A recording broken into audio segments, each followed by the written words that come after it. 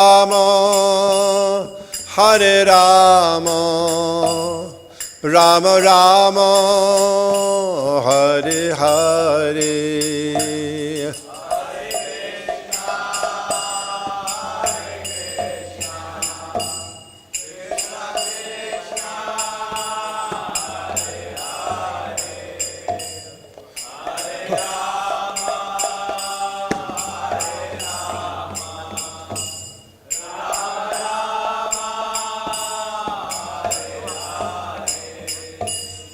Hare Krishna, Hare Krishna, Krishna Krishna, Hare Hare, Hare Rama, Hare Rama, Rama Rama, Hare Hare.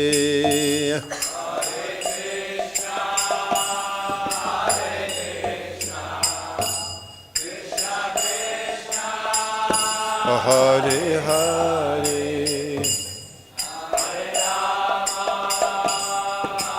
Rama, Rama Rama, Hare Hare. Hare Krishna, Hare Krishna, Krishna Krishna, Hare Hare, Hare Rama, Hare Rama, Rama Rama, Hare Hare.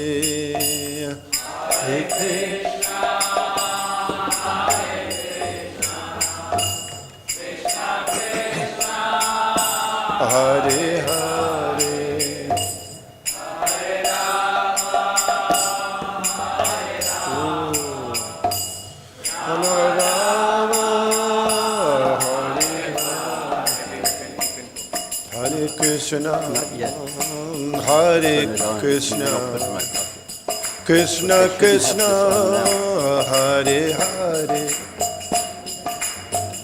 Hare Rama, Hare Rama, Hare Krishna, Hare Krishna, Krishna Krishna, Hare Hare, Hare Rama, Hare Rama, Rama Rama, Hare Hare. Hare Krishna, Hare Krishna, Krishna Krishna, Hare Hare, Hare Rama, Hare Rama, Rama Rama, Hare Hare, Hare.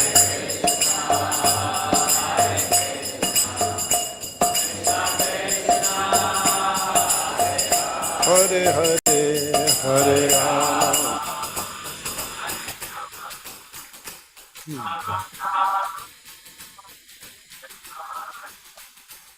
Hare Krishna, Hare Krishna, Krishna Krishna, Hare Hare, Hare Rama, Hare Rama, Rama Rama, Hare Hare.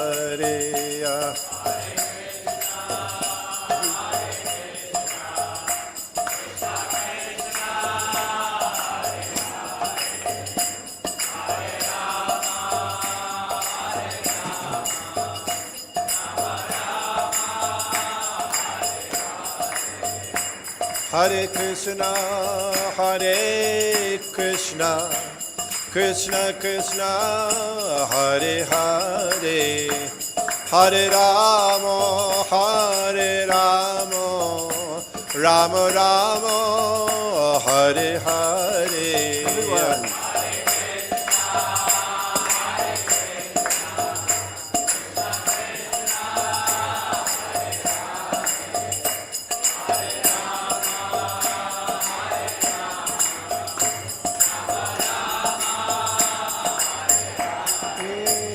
Hare Krishna, Hare Krishna, Krishna Krishna, Hare Hare, Hare Rama, Hare Rama, Rama Rama, Hare Hare, Hare Krishna, Hare Krishna, Krishna Krishna, Hare Hare, Hare Rama, Hare Rama, Rama Rama, Hare Hare.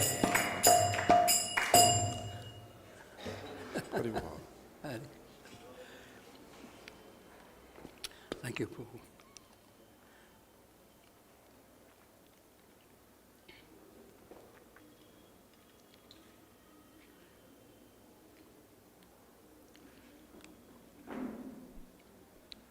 Hare Krishna. Hare Krishna. Hare Krishna. So we welcome all the devotees who are here present with us and also those who have joined us online. This is the second day of the wonderful topic, Revelation of Srila Vyasa and how he introduces Lord Shri Krishna. So the management of Juhu temple welcomes His Grace Bhurijan Prabhu with a loud Hare Krishna, Krishna Krishna, Hare Hare, Hare Ram, Ram, Hare Hare. And yesterday, devotees who were here, they know how wonderfully Prabhuji had given wonderful insights on this beautiful topic of Srimad Bhagavatam. And we continue the series today also. And we would also like to welcome His Grace Vishnugada Prabhu and His Grace Vrajari Prabhu, who is today with us, by loudly chanting for them also. Hare Krishna, Krishna Krishna, Hare Hare, Hare Ram, Ram Ram, Hare Hare. We would also like to welcome His Grace Vrajari Prabhu. You did? Oh, okay. Hare Krishna.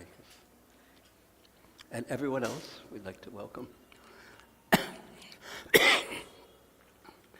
Om Ganatimanandasya Zinadzina Salakaya Saksu Samilachan Zaina Tasmai Sri Gurave Namah Sri Chaitanya Manabhistam Stapitam Zaina Bhutale Sayam Rupa Kadamayam Dadati Sa Pandantika Mansakalpa Trubhischa Kripa Sindhu Bhaja Patitanam Pavinebhyo Vaisnavebhyo Namo Namah.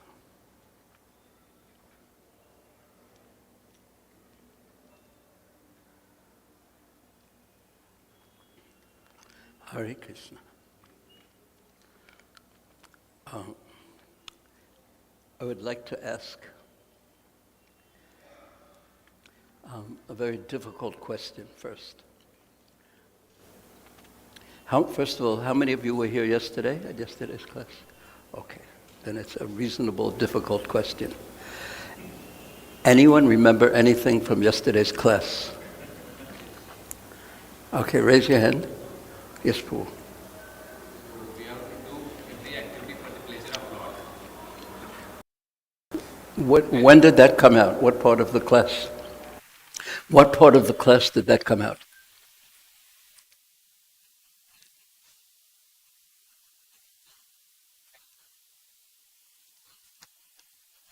Oh yes, not only chanting, but everything we do every day tends to become mechanical. So my answer to that question was that we should remember why we're doing this and who we're doing this for, to who to please.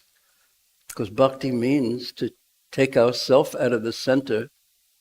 This one, I think, is best off. To take ourself out of the center and place Krishna and Krishna's dear ones in the center. Thank you. Anyone else remember anything specifically on the Bhagavatam, what we read from the Bhagavatam? That makes it more difficult. Do you remember something? Yes, but a little loudly. Say again.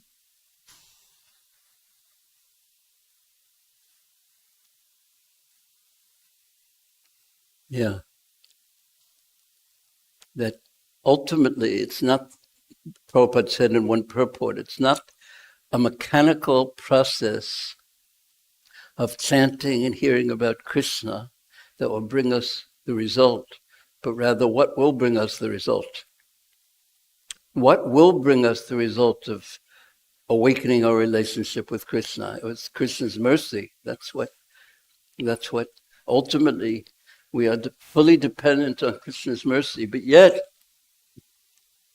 chanting and hearing is so important because there, in doing so, in chanting and hearing about Krishna, we learn about Krishna, we chant his names, and we develop our relationship with him.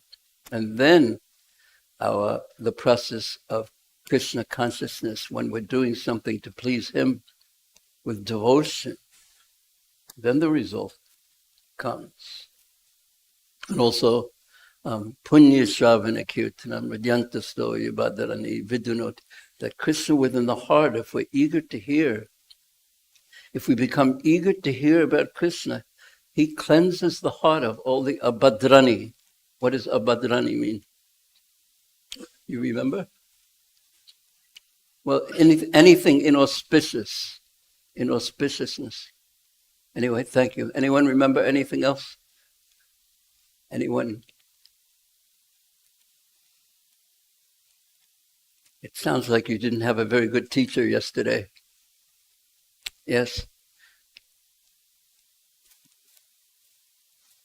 So I remember that once you asked Prabhupada that why sometimes when we are with you, we feel very Krishna conscious, and when we are not with you, we don't feel so much Krishna conscious. We feel a great difference in purity and impurity, because of which we feel more bad.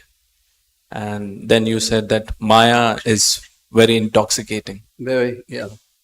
The intoxication with Maya is very strong. But that's not what I said to Prabhupada that made him give that answer. I said to Prabhupada, sometimes in your presence, one feels completely liberated, ecstatic. But sometimes, and I didn't exactly say this, but sometimes the mind is so strong that even though in the presence of the Lord, of Prabhupada, the mind can give so much trouble that you feel worse. In the presence of the sun, you may become more aware of so many problems you have, or the shadow. So I asked Prabhupada, sometimes in your presence, one feels ecstatic, or I didn't say in your presence because then he wouldn't answer so directly, but I said in the presence of a pure devotee. And sometimes one feels worse because the contrast between his purity and my consciousness was very apparent and was very much in front of me. That was the question I asked him. Why does that happen? And his reply was, the intoxication of Maya is very strong. That even in the presence of such a great soul, even in his presence, we could be not in his presence. We could turn our back on him due to the power of Maya. That's what I had asked him, and that was his answer.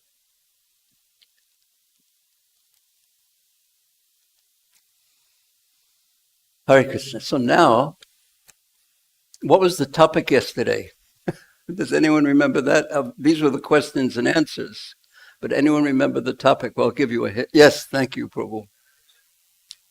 The revelation of Srila Vyasadeva on the order of Narada Muni.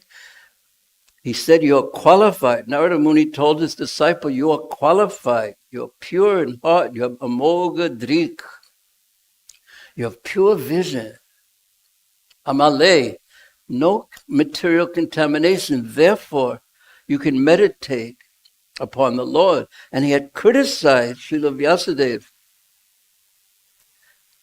because Vyasadeva was asking what was the insufficiency, why he had done so many things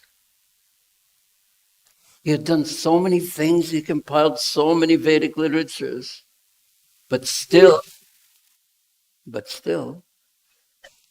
he was feeling dissatisfied in heart. So immediately when he was thinking, what is the cause of this? And sometimes we as devotees, if we are introspective, thoughtful, we do so many things, chant, and we've been for so many years, but still something feels missing. So Narada Muni answered Vyasadeva very directly, even before he asked the question, practically speaking. He said, because you have not directly glorified Krishna. You have not directly glorified Krishna. And then when Vyasa actually directly asked the question, he said, you've compiled so many Vedic literatures, but you have emphasized, you have talked about Krishna sometimes, but you have emphasized Kam, Artha, Moksha, and I couldn't hear. So you have emphasized these things, and anything, and this really struck me when I read this again, anything, Narada Muni said, anything that you do that isn't directly connected to Krishna, and of course this is by consciousness, if you do something or hear something that's not directly connected to Krishna, it will interact with the modes of material nature and cause further entanglement in material existence. It's such a very weighty, very heavy point that we have the greatest responsibility to ourselves, for our own advancement, to really try to be focused on Krishna and pleasing Krishna.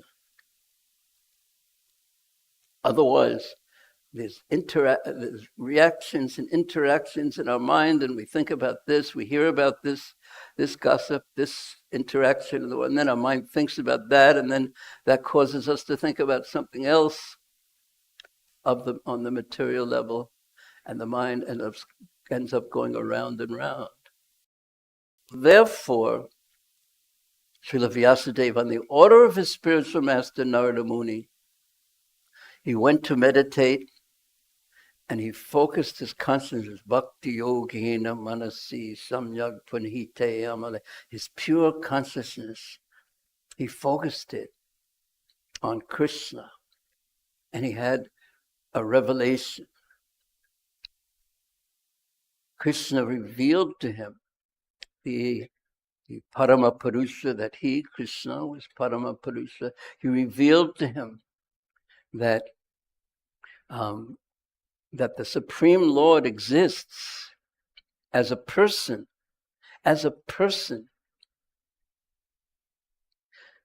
but without anything to do with Maya. Maya apasrayat. Maya was behind him. Maya was under his control. He was beyond Maya. And then in the next verse, the jivas, samohito jiva, that same Maya, Hare,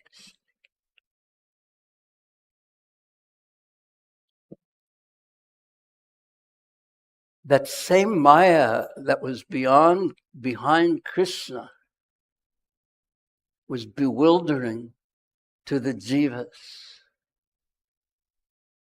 enchanting the jivas, bewildering them into thinking that I am not a servant of Krishna, but I, Ishwaraham, I can control, Laham Bhogi, I can enjoy. This is the power of Maya. Yes, you can enjoy. yes, you can really enjoy. And Maya separates that which is Krishna in the consciousness of someone who is covered by Maya. He thinks this is meant for me and my pleasure, when actually everything is meant for Krishna. Now, raise your hand if you already don't know this philosophy. Well, no one, of course. We all know this. This is the philosophy. Everything is meant for Krishna. Everything should be used in Krishna's service. But sometimes we can ask ourselves, do we really accept this?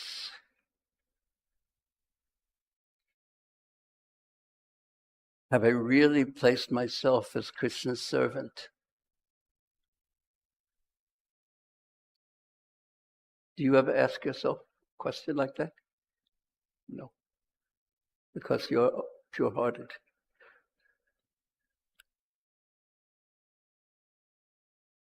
But in any case, because the living entities, Vyasadev's revelation continued, and he saw that that the living entities, the jivas, they don't know who Krishna is.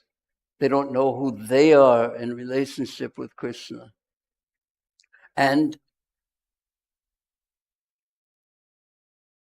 the anartas, the things that are worthless, that they consider of great value, these can be removed by the power of bhakti yoga to Krishna. And because the living entities don't know this, Vyasadeva compiled the Srimad Bhagavatam, Takre Satvita Samhita. So this is the gift. This Bhagavatam is the gift of Srila Vyasadeva to the living entities. It means the jivas, which means to us who are in the material world, under the control of Maya Shakti, entangled in the modes of material nature, Trigunatmakam. And by hearing Srimad Bhagavatam, just by giving oral reception through the ear to Srimad Bhagavatam, then Bhakti Upadjite Pumsam, Bhakti sprouts up within the heart.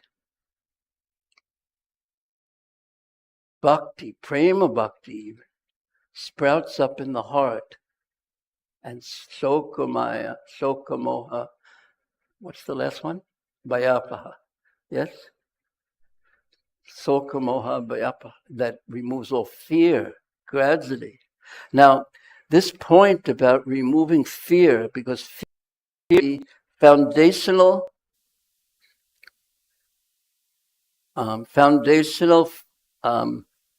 characteristic of every jiva in this world who is suffering from ahankara, or having turned his back on Krishna. He's fearful because he's trying to be the enjoyer, he's trying to be the center of existence. He's imagining himself in that way.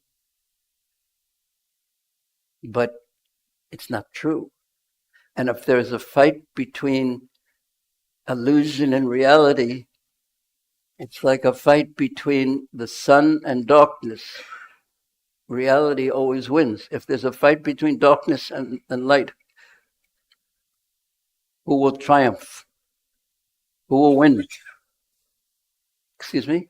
Light, every time. So illusion always loses to reality. And the reality is we are tiny, we're insignificant. 1/10,000th the head of a hair in size is the size the Shastra says the jiva is. 1/10,000th the, whoops, nothing there. But is there anyone? Yeah, you have some. Oh, you even have more. How wonderful.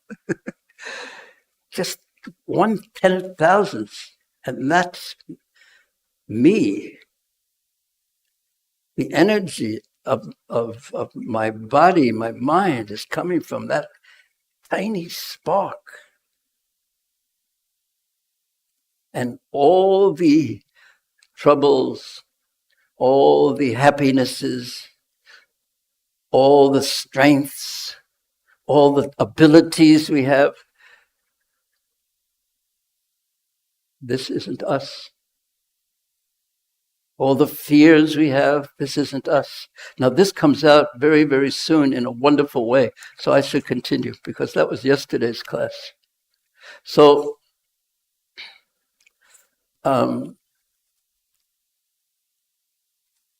let me go to here. After this section, this first section of the, where after Vyasadeva has his revelation, and based on that revelation, he compiles the Srimad Bhagavatam, Satvita Samhitam, Chakre Satvita Samhitam, and then the pastime or the Bhagavatam continues. He teaches the Sukadeva Goswami, and then it continues. And this is how Srila Vyasadeva introduces that person, that supreme person that he's just described is the Parama Purusha, the supreme all-powerful Lord whose energies pervade all in existence, who has Maya fully under his control behind him. Now he's going to introduce him in an activity. He's already spoken about him earlier in the Bhagavatam in the first verse. Param Satyam Dhimahi, explaining that the entire Bhagavatam is a meditation on the Param Satyam, the absolute truth. And then he describes Ete Chamsa Kalopamsam, that Krishna is the supreme personality of Godhead, of all, there are so many incarnations. But now he's going to lift the curtain and show that person who Vyasadeva had meditated upon. And it's amazing and astounding how we can even say that Krishna chooses to introduce himself to the readers of Srimad Bhagavatam. So let's hear. Listen, please. How Krishna, or Vyasadeva, chooses to introduce himself to the readers of Srimad Bhagavatam. So in the 7th chapter, when the respective warriors of both camps, so it's got to do, the introduction has to do with the Mahabharata after the battle of Kurukshetra has been fought, after the Bhagavad-gita has been spoken and the battle has been fought, and the Kauravas, here it is. When the respective warriors of both camps, namely the Kauravas and the Pandavas, were killed on the battlefield of Kurukshetra, and the dead warriors obtained their deserved destinations. And when the son of Dhritarashtra fell down lamenting, Duryodhana, being smashed by Krishna's arrangement, by the club of Bhima, his spine broken, being beaten by the club of Bhimasena, the son of Dronacharya, Aswatthama, he beheaded the 5 sleeping sons of Draupadi. He cut their heads off. I mean, we can't even think about such a horrible thing. These boys were sleeping. He cut their heads off. And as if they were a prize, he brought them to his master, who was Duryodhana. Foolishly, he was thinking that Duryodhana would be pleased. But Duryodhana, however, even though he was so crooked in heart, when he saw these 5 sleeping heads, 5 heads, not the Pandavas, but their sons, children, he was not pleased by this heinous, terrible act that Aswatthama had created. He was not pleased in the least. This was the end of the Kuru dynasty. And Duryodhana was not pleased. Now Aswatthama had done something terrible. And Draupadi, the mother of the 5 children, the mother of the 5 children of the Pandavas, after hearing of the massacre, the killing, cruel killing of her sons, what do you think she did?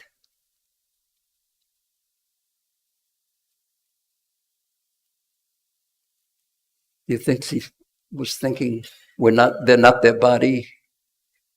What do you think she did? Of course, what did she do? She was crying and crying. She began to cry in distress. Her eyes were full of tears.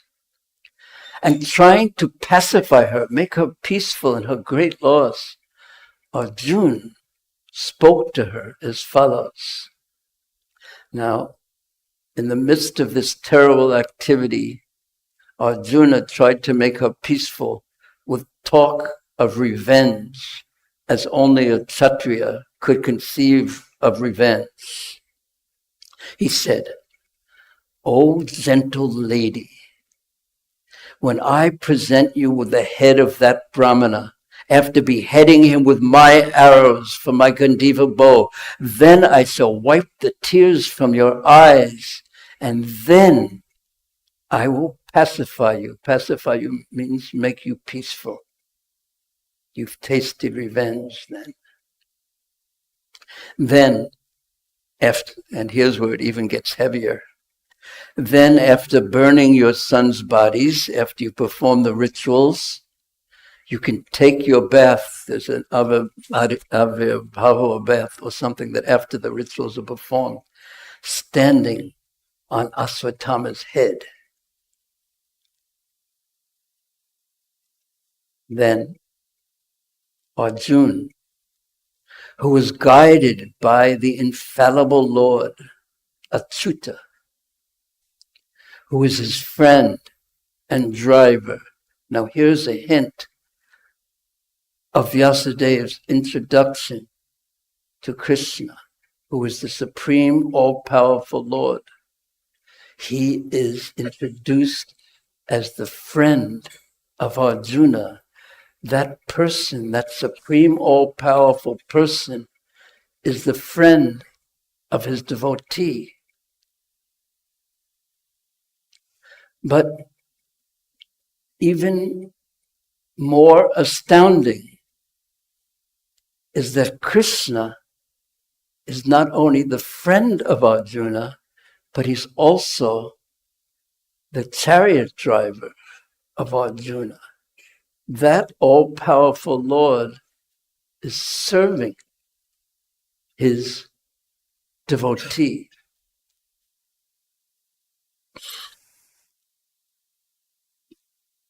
He satisfied the dear lady Draupadi with these statements that he made. Then he dressed in his armor and he armed himself with furious weapons, his Gandiva bow, and then he got in the chariot. And then he set out to follow Aswatthama.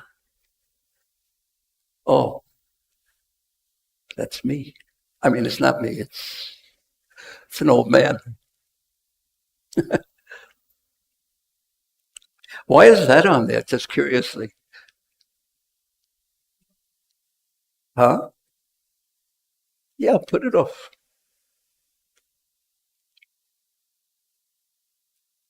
So he got on his chariot and he began to follow Aswatthama. And who's driving the chariot? It's Krishna.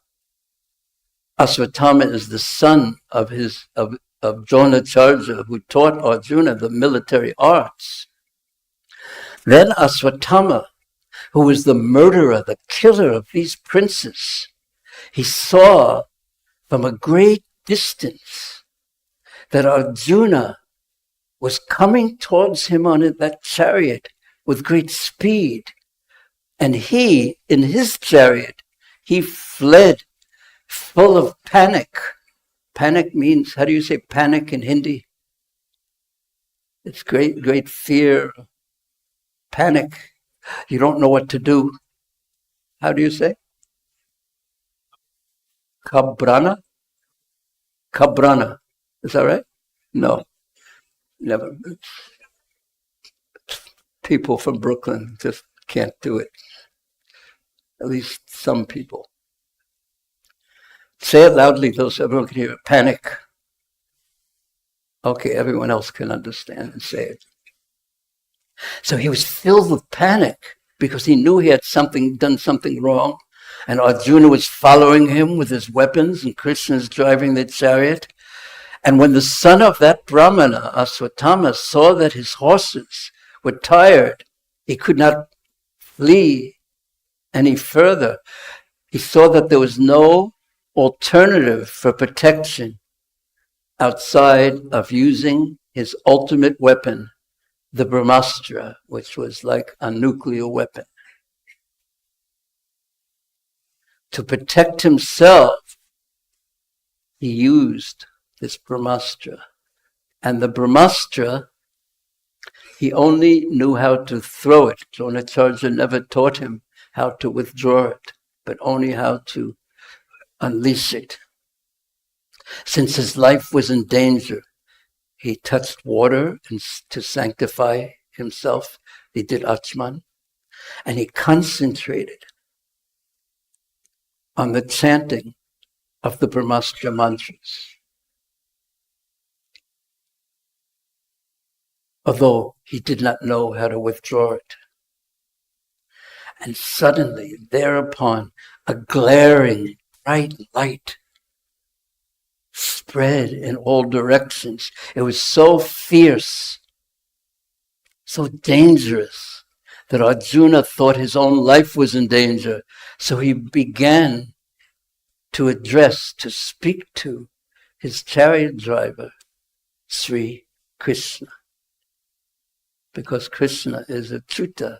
Even though he's serving, he never loses his position as the all-powerful Supreme Lord. So he spoke to Krishna. Now we can put up this verse, that first verse. This is text 22. This is a very, very important verse. Because the Bhagavatam is so amazing that every time you look at it, you read it, you'll see something new and wonderful. So I saw something new and wonderful when I looked at this verse. But you can't look at it. It's Abhyaga. Okay.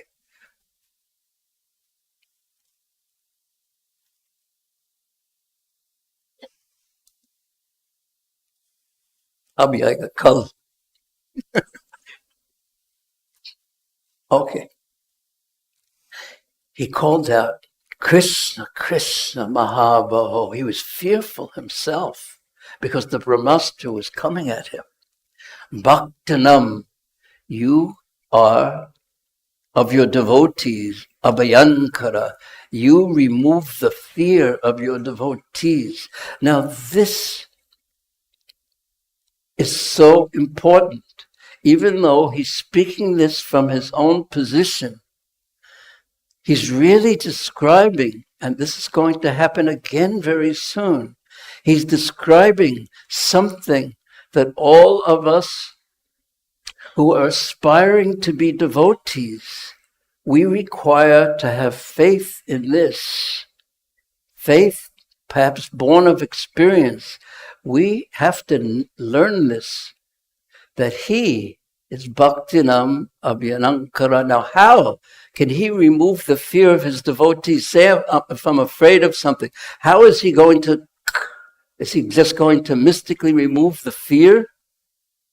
There's something that we have to know about Krishna, which is part of our relationship with him, that who it is that we're dealing with. And Vyasadeva has explained this already, but now he's explaining it in the form of this amazing occurrence that Tvam eka dayamananam apavago asi samsrita, that you eradicate the fear of your devotees. You alone, eka, Tvam eka, you alone.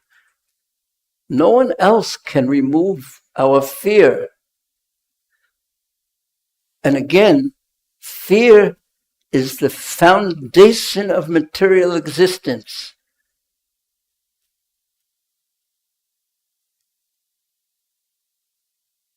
You alone, Dayamananam, you alone, you are competent to instill fearlessness in the heart of your devotee. Do you know anyone whose name tells us about fearlessness? Who? Huh? Yes, whose very name? Oh yes, Abhaycharananavinda. Fearless, and there is the hint, not the hint, but the direct statement of the only way one can actually be fearless, because the material world is actually a fearful place. So how do you can't imagine, you can become fearless superficially by imagining, there's nothing, the material world is full of roses and sweet rice, but it's roses and sweet rice. That's interesting. But it isn't like that. It's a fearful place.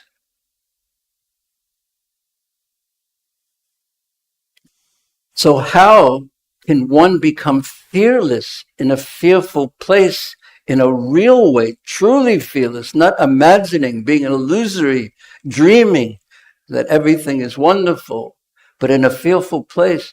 How can one actually become fearless? And Krishna is being called Dayamananam. You instill fearlessness in the heart of your devotees, those who are suffering, apavarga. You give liberation in the midst of material miseries. Now, in the next time we see a verse like this, there'll even be more explained.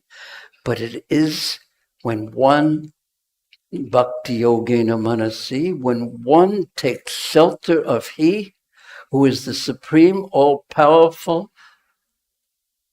who has no touch with Maya or illusion, when one takes shelter of someone who serves his devotees,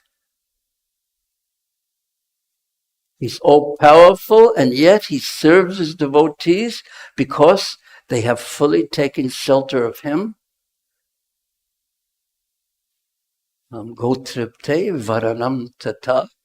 When one looks fully to Krishna for protection, then one can be free from fear in the fearsome material world. There is no other way. What do you think about that? You agree? Of course, everyone knows the right answer. Yes, we know what the right answer is. But how deeply we take shelter of Krishna is tested in life. That's what I have seen. We hear about it, but then the most difficult part is to apply it to our life, to trust faithfully, even based on experience. And that's what life is about, to gain the experience of serving Krishna, trusting in Him, taking shelter of Him. And then we find out, well, does Krishna really protect someone even as fallen as me in my attempts to serve Him?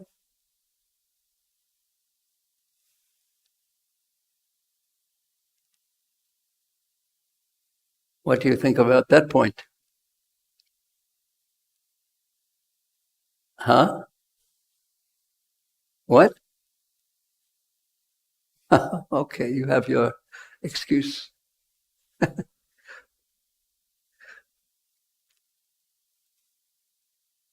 One time I was in Japan. Actually, I was on a morning walk with Srila Prabhupada, and then and just Samasunda Prabhu was there, and then he went to do something, so I was alone with Prabhupada, and I said to him, all alone. So I said, Prabhupada, I just want to serve you. I was young. But on some level, I was sincere. And Prabhupada just looked at me. He didn't say anything. He just looked at me.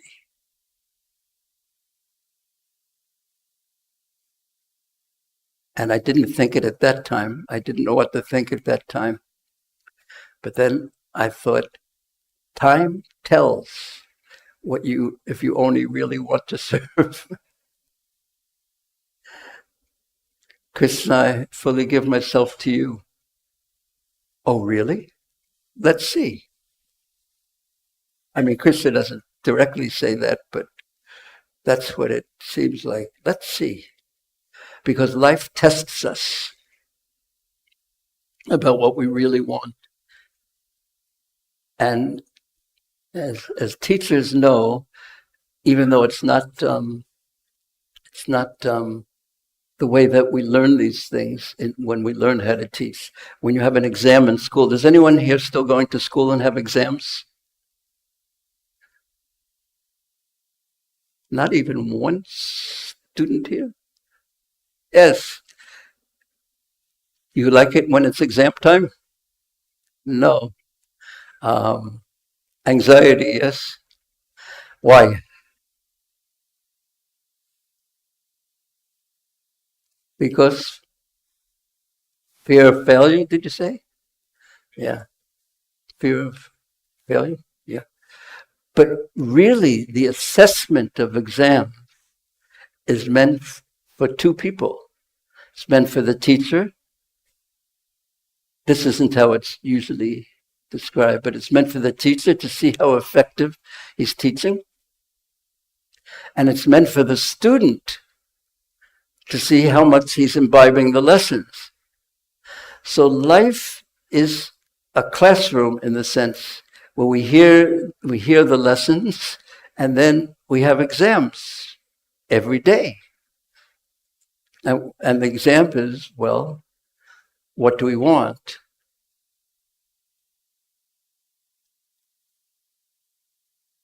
So we hear, and then we have to apply it. And sometimes when we fail an exam, then we are happy because we have another chance. And every day we have many chances. And Maya is very strong, even in the presence of Prabhupada. That's what he said. The intoxication of Maya is very strong. So at some point, the jiva, the soul, who's on the path of bhakti, he really has enough. I don't want anything in the material world like it happened to Jad Bharat before when he was Bharat Maharaj. He became attached to a deer, and then he had to live his life as a deer, but he's still associated with sadhus. And then he decided, in that way, enough. No more interacting with matter. Enough. I only want Krishna. And he 100% meant it. And therefore, when he took his next birth as Jad Bharat, and our Acharyas described, how could he be so detached?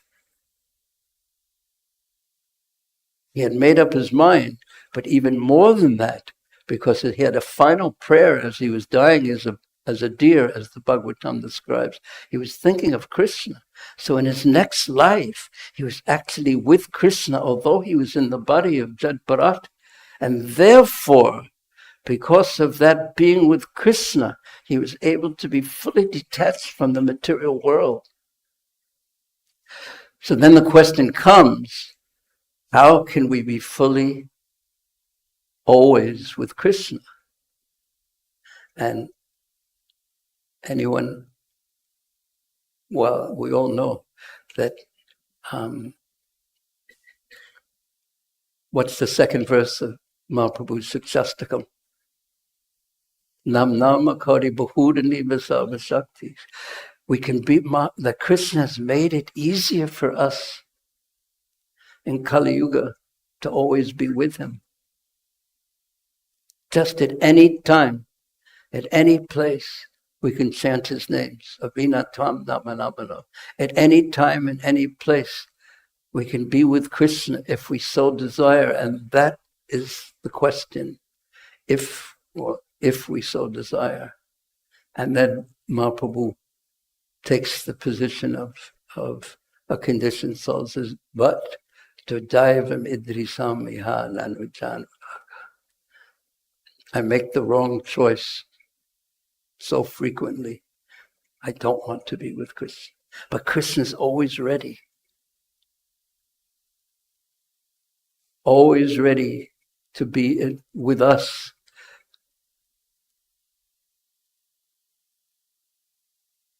What do you think about that? Hmm?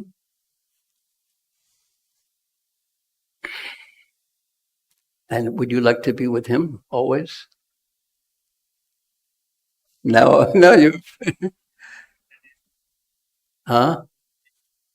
Yes, the test will come. But at some point, if we have that desire, even though we may not be so qualified yet, like a child may have the desire when he's learning 1 and 1 is 2, I want to become a nuclear physicist or a particle physicist. He may have that desire, and if he's strong in that desire, it's just a matter of time. Our desire is so important. This is the message of part of the message of the 15th chapter of the Bhagavad-gita. And that's why we hear the Bhagavatam and the Bhagavad-gita and associate and see the deities and chant Krishna's names and be in holy places to purify our desires, to increase our desire to be with Krishna.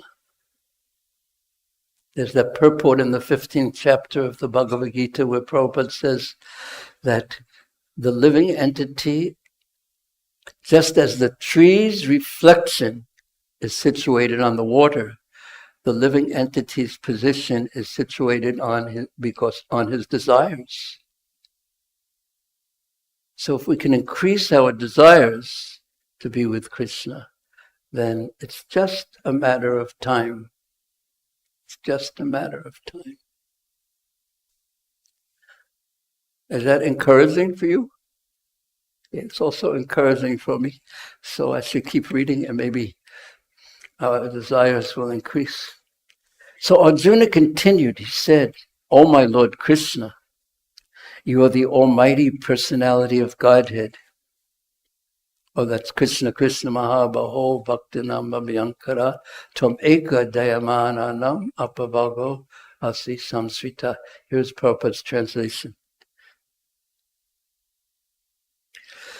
You're going to have to, we would all like to come with you.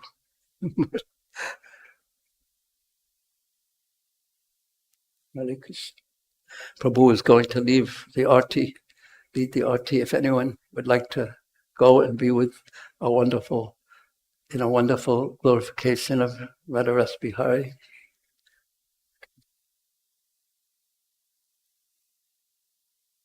So here's Prabhupada's translation of this verse.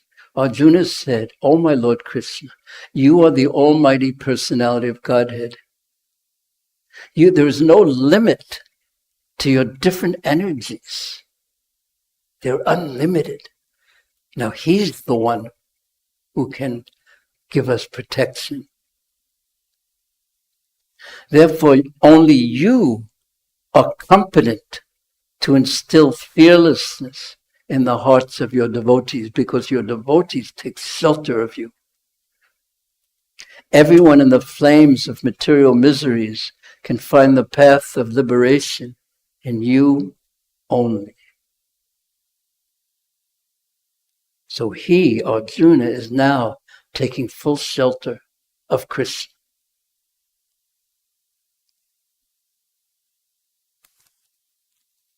You are the original personality of Godhead who expands himself all over the creation and is transcendental to material energy And you have cast away all the effects of the material energy by the dint of your spiritual potency, sambhavam yapmamaya, because you are always situated in your spiritual potency.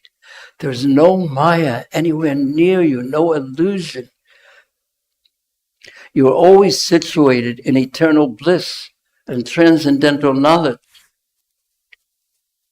And yet, although you are beyond the vision, the purview of the material energy, you execute the four principles of liberation characterized by religion and so on for the ultimate good of the conditioned soul. So you act in such a way that the conditioned souls will be benefited, even though you don't need to act. You are already beyond matter. Thus you descend as an incarnation, as an avatar, tatayam savataraste bhuvo bari zihir saya. You descend as your incarnation to remove the burden of the world and to benefit your friends. This all-powerful person has friends. Would you like to be a friend? Yes. You don't want to be an enemy, I'm sure. But we want to be friends. Why? And what is someone who's a friend? What is he like? What is his characteristic? The devotee friend. You descend as an incarnation to remove the burden of the world and to benefit your friends. Please listen to this. Especially those who are your exclusive devotees and who are rapt, focused, fixed, and meditation upon you. These devotees who are exclusively Eka, only Krishna, and are always thinking about him, Krishna is going to always benefit them. This is the aspiration, the desire of a devotee to become have that kind of a relationship with Krishna, taking exclusively depending on him.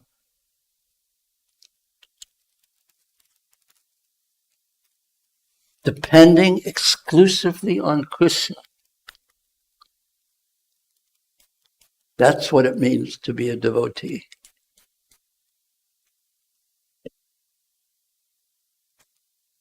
Depending exclusively on Krishna.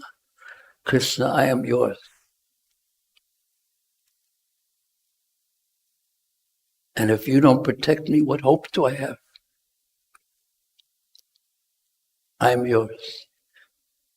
I'm your what? I'm your servant. Not only am I your servant, I'm the servant of those who serve you.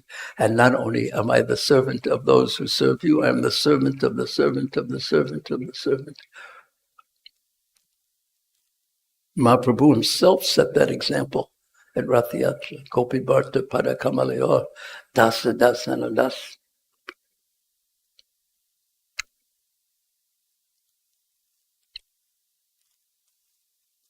I'll read that verse again. Thus you descend as an incarnation to remove the burden of the world and to benefit your friends, especially those who are your exclusive devotees, pure devotees, who are rapt, focused on meditation on you. O Lord of Lords, and then he gets, after glorifying Krishna, he gets to the point of what he wants to say. O Lord of Lords, how is it that this dangerous effulgence is spreading all around? Where does it come from? I do not understand it.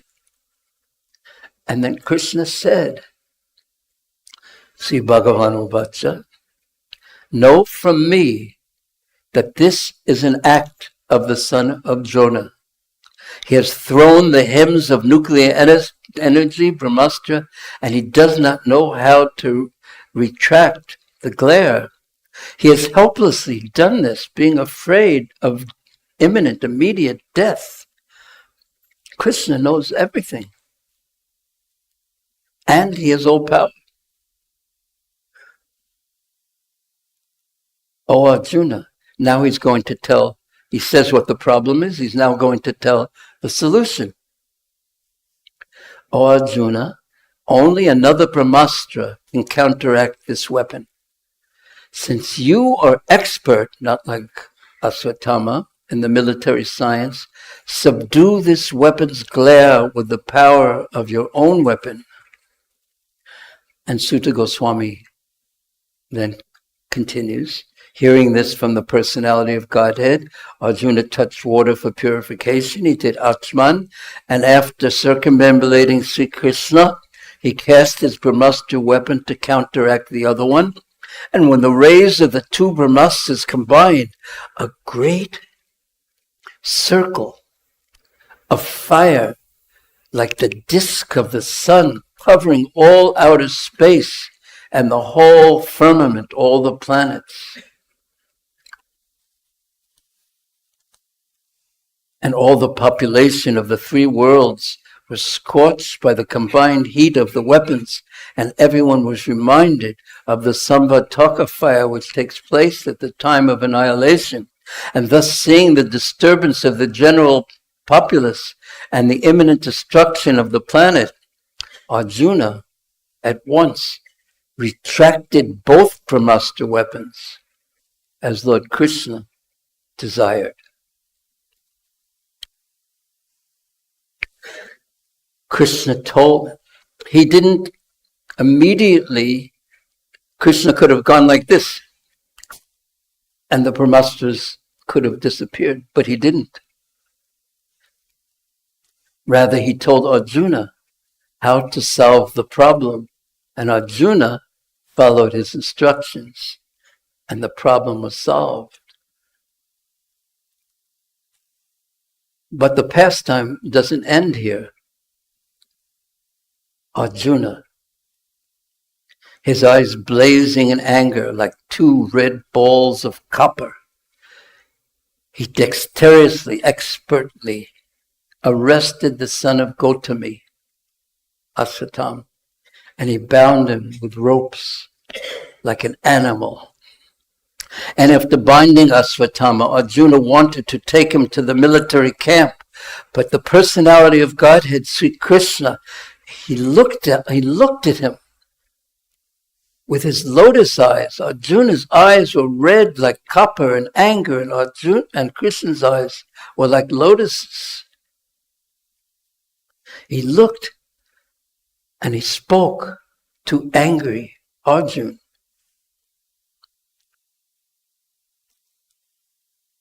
But the verses not now. No need to show the verses now. And Krishna said, Arjuna, you should not show mercy by releasing this Brahma Bandhu, for he has killed innocent boys in their sleep. A person who knows the principles of religion does not kill an enemy who is careless, intoxicated, insane, asleep, afraid, or devoid of his chariot. Nor does he kill a boy, a woman, a foolish creature, or a surrendered soul. A cruel and wretched person who maintains his existence at the cost of others' lives, he deserves to be killed for his own well-being, otherwise he will go down because of his actions. Furthermore, so he's saying, you should kill him. Furthermore, I have personally heard you promise Draupadi that you would bring forth the head of the killer of her sons. This man is an assassin. He's a murderer of your own family members. Not only that, but he has dissatisfied his own master. He is but the burnt remnants of his family. And then Krishna said, kill him immediately. Then Sutta Goswami says, although Krishna, he was examining Arjuna in religion, he encouraged Arjuna to kill the son of Dronacharya. Arjuna, who was a great soul, he did not like the idea of killing him. Even though Ashwatthama was the murderous heinous, terrible murderer of Arjuna's own family members.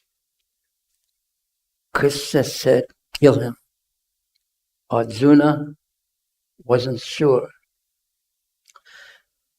Arjuna brought Ashwatthama to his own camp along with his dear friend and charioteer, whose name was Krishna. He entrusted the murder unto his dear wife. He was tied up, who was crying and lamenting for her murdered sons. And Draupadi then saw Ashwatthama, who was bound with ropes like an animal, and he was silent, not saying a word, because he had done a terrible, inglorious murder. And due to her female nature, due to being naturally good and well-behaved, she showed him respect as a brahmana.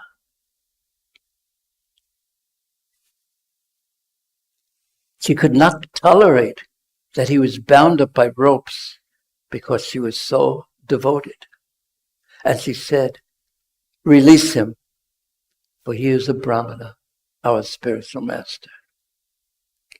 And it was by his father, Dronacharya's mercy, that you learn the military arts of throwing arrows and the confidential arts of controlling weapons. And he is still existing. Dronacharya is existing in the form of his son. And his wife, Kripi, did not understand sati, did not undergo sati because he had a son. O Arjuna, who knows the principles of religion, it is not good for you to cause grief to glorious family members who are always respectable and worshipable. Krishna said, kill him. Draupadi saying, no, release him. My Lord, she says to Arjuna, do not make the wife of Dronacharya cry like me, his mother. I'm crying for my children.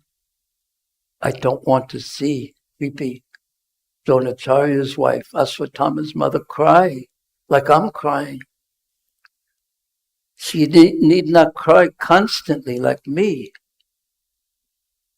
Then there's some more verses like this. And then King Yudhisthira, who was there too, he fully supported the statements of the queen, which were in accordance with religious principles. They were justified, they were glorious, they were full of mercy, and there was no duplicity, there was no hypocrisy, kapata, hypocrisy. So Yudhisthira, Krishna said, kill him. Yudhisthira, Draupadi said, don't kill him. Yudhisthira Maharaj said, don't kill him. Nakul and Sahadev, who were the younger brothers of the king, they naturally supported the king. And they said, don't kill him. Satyaki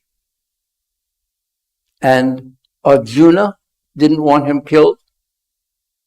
And Krishna then, and all the ladies, Krishna then switched sides.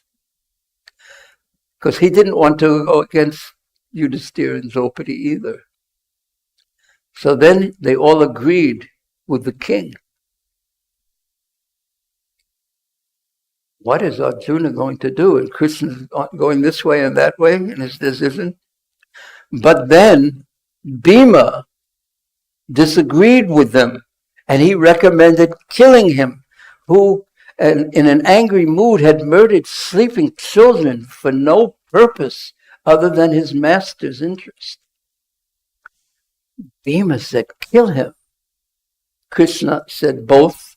Yudhisthira and everyone said, don't kill him. Now what is Arjuna going to do?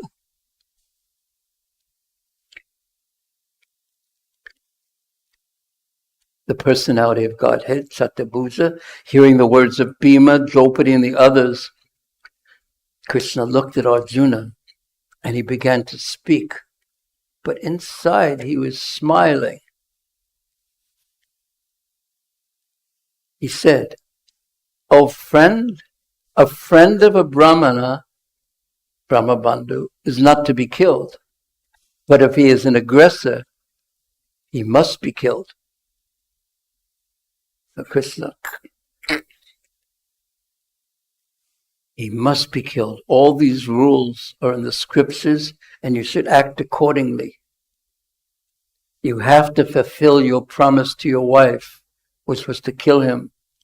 And you must act also for the satisfaction of Bhimasena and me. Now he's gone back to kill him. And everyone else in Yudhisthira says, not kill him.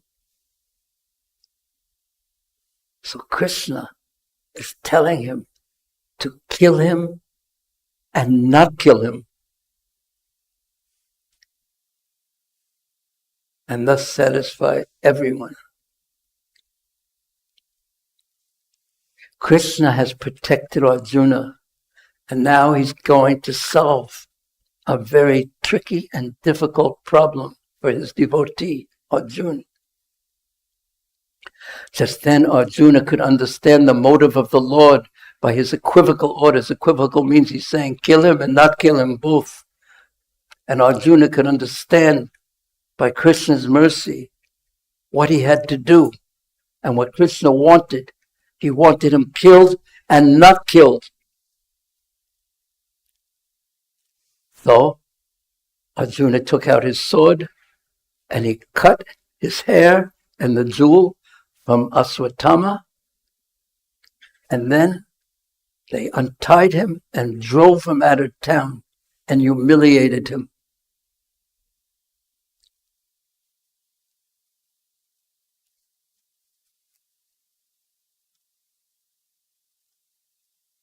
And then Vyasadeva gives the conclusion, cutting the hair from his head, depriving him of his wealth, and driving him from his residence are the prescribed punishments for the relative of a Brahmin. There's no injunction for killing the body. Krishna solved the problem. Or, more accurately, he inspired Arjuna to know exactly how to solve the problem.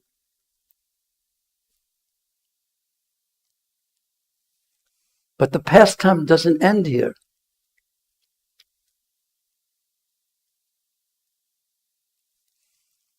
So then, lamenting for all the people who had been killed in the battle of Kurukshetra and these children, all the Pandavas went to the Ganga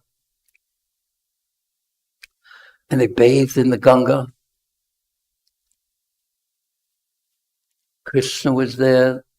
Everyone was there. And they preached to everyone about the laws of God, that these things happen, all this killing. And then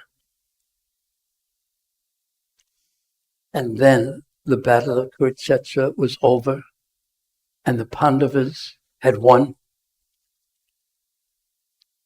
And Krishna got on his chariot to leave.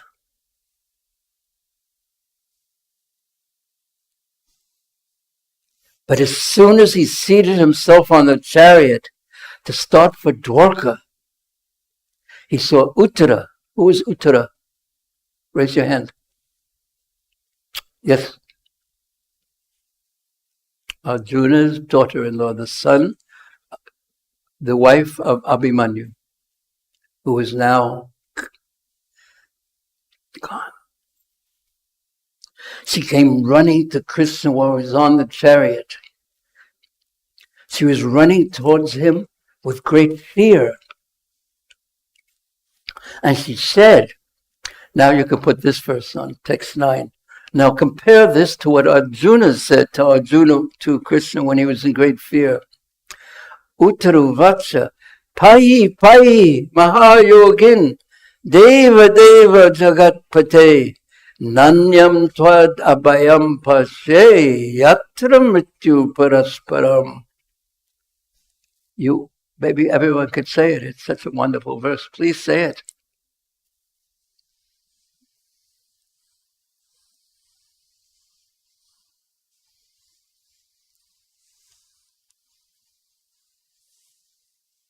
Oh, Mahayogi, oh greatest of mystics, protect me, protect me. Oh, Deva, Jagat Pate, you are the one who is worshipable. You are the Lord of the universe. Protect me, protect me. For Nanyam Twad Abhayam Pashe, there is no one other than you who can give fearlessness.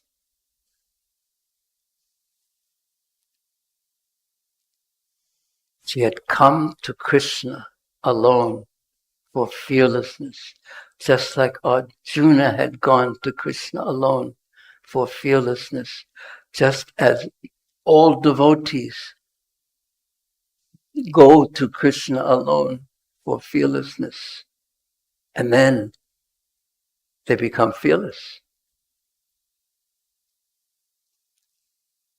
Because Yatra mrityu nanyam tvad abhayam pashe, I do not see anyone else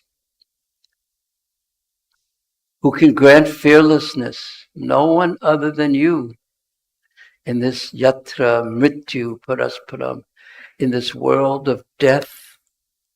There is no one other than you who can protect and give fearlessness. Here is Prabhupada's translation. Uttara said, O Lord of Lords, Lord of the universe, you are the greatest of mystics. Please protect me, for there is no one else who can save me from the clutches of death in this world of duality, this world of happiness and distress, this world of life and death. There is no one other than you who I can turn to. O Lord, you are all powerful, and a fiery iron arrow is coming towards me fast. My Lord, let it burn me personally, if you so desire, but please do not let it burn and abort my embryo. Please do me this favor, my Lord.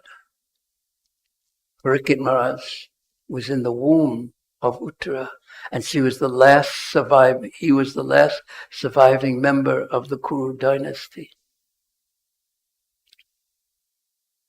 And having patiently, Sutta Goswami says, heard her words, Lord Sri Krishna, Bhagavan Bhakta Vatsala, what does that mean? Uparya Vatsatasya, patiently heard her words. He, Bhagavan Bhakta Vatsala. What does Bhakta Vatsala mean? I think, what does Bhakta Vatsala mean? But just like Vatsala, just like the cow protects the calf, Krishna protects his devotees. Atma Pajanta Vedanyata, up to the level of he'll give himself to his devotees. I think at least I need to hear these things so I gain the inspiration to actually become a devotee and turn to Krishna at all times, in all circumstances. In this world of duality, she said, sometimes there are good times, sometimes there are difficult times, but at all times turn to Krishna. Not to only turn to him in the difficult times, or not to only turn to him in the good times. This is the nature of a devotee. The Lord Krishna, after patiently heard his words, he who is always very affectionate to his devotees, could at once understand that Usthapana, the son of Dronacharya, had thrown the Brahmastra to finish the last life of the Pandava family.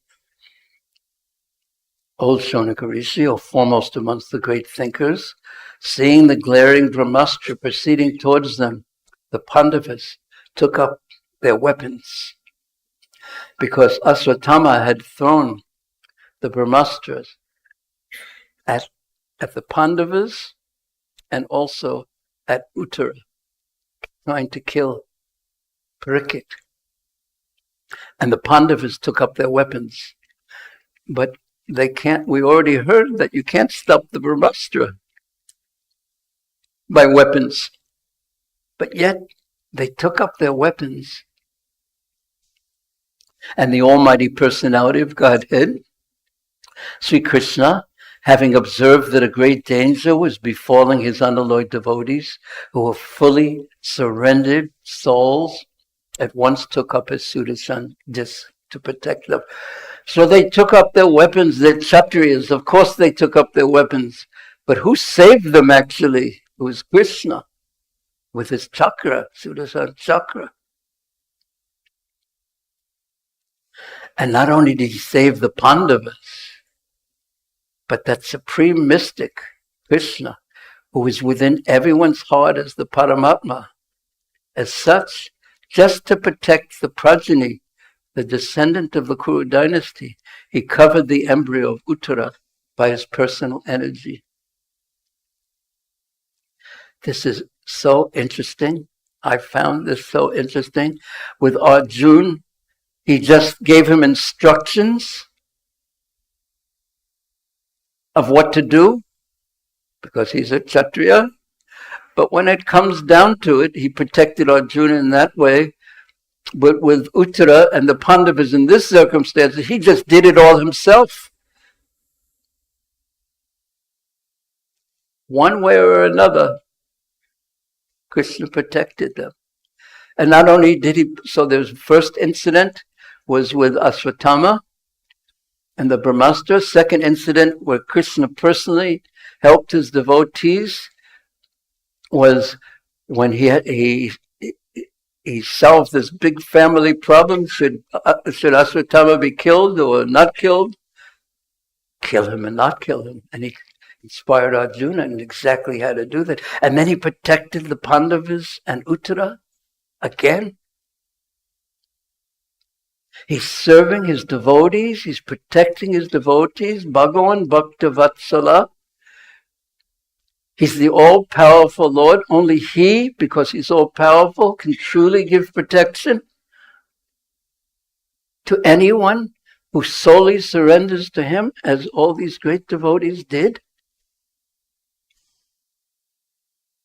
This is how Srila Vyasadeva introduces to the readers of the Bhagavatam, to the hearers of the Bhagavatam, the all-powerful, all-attractive, Supreme Personality of Godhead,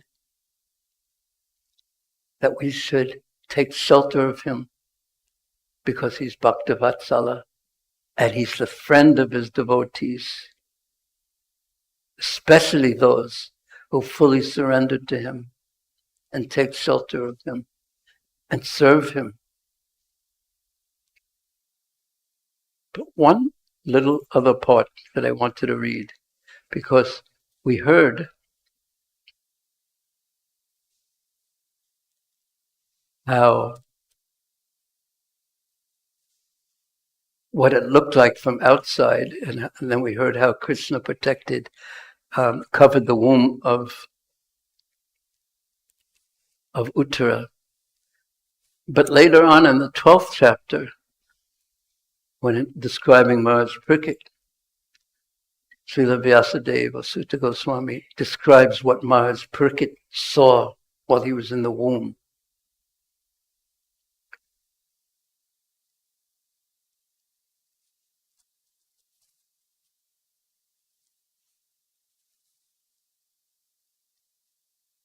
When the child Parikshit, the great fighter, was in the womb of his mother Uttara and was suffering from the burning heat of the Brahmastra thrown by Ashwatthama, he saw the Supreme Lord coming towards him, coming to him. He, the Lord, was only this big, the size of a thumb, but he was all transcendental. He had a very beautiful, blackish, infallible, perfect body. And he wore the dress of lightning yellow and a helmet of blazing gold. Thus the child in the womb saw him. The Lord had 4 hands. He had earrings that were molten gold, and his eyes were blood red in anger, in fury. Before, his eyes were compared to lotuses, but here, because his devotee was being attacked so directly, he was angry.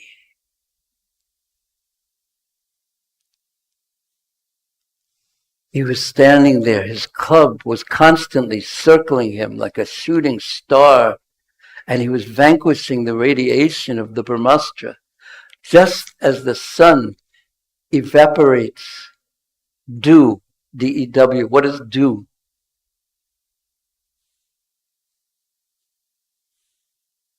How do you say? Kos? Kos. Say it loudly, sir. Kos. That means the. So, okay, you have the sun. Here's the example. Here's the sun. Does it take a lot of power, all the power of the sun, to evaporate kos? Kos? Or is this insignificant for the sun? Just nothing.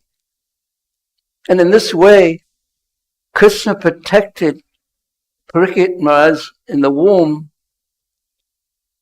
with the most powerful weapon, nuclear weapon, and it was insignificant.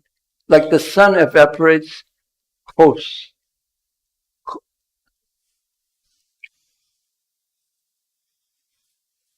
Os. Okay, thank you. You're a good teacher. Os. Os? Something like that. And Parikshit Maharaj was looking at him. And he's thinking, who is this? And for the rest of his life, he was examining everyone who he saw. Is this that person who saved me in the womb? Is this that person? Is this that person? And therefore his name was Parikshit, the examiner.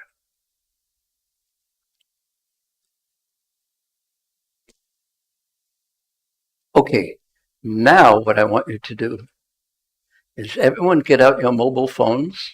No, that's not what everyone should do now. It's just, what do you remember from this class? Talk to someone. We'll have a few minutes of talking. Okay, we did this yesterday too.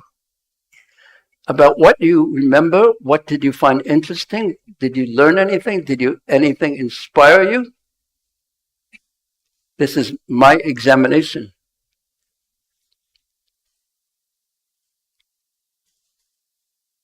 What do you remember? What inspired you? Please talk. Everyone likes to talk about Krishna. This is the point. We should talk about Krishna.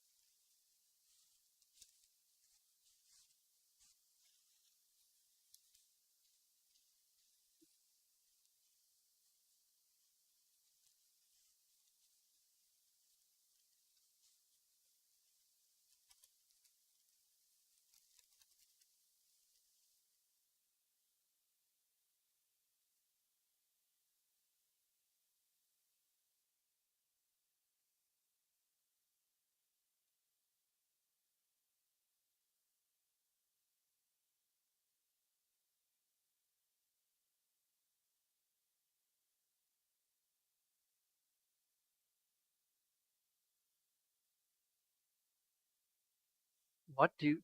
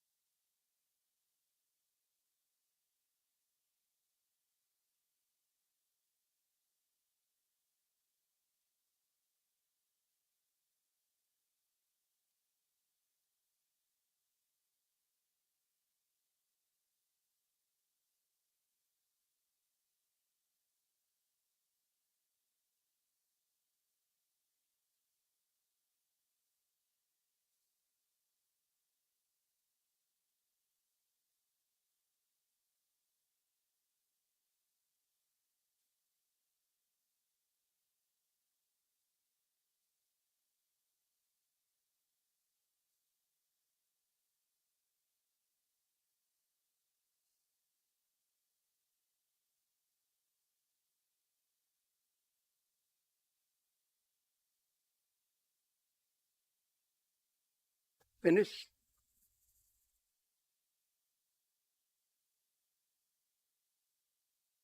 And tell me.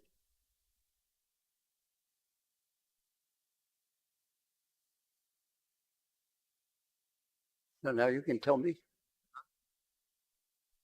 Both of you. Oh,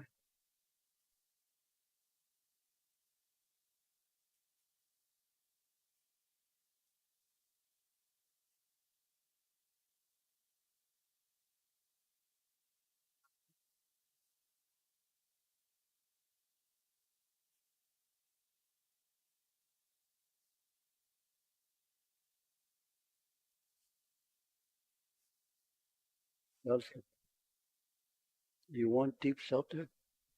Do you want deep shelter? Huh? I believe you. I believe you. But time tests us and teaches us too. Yes?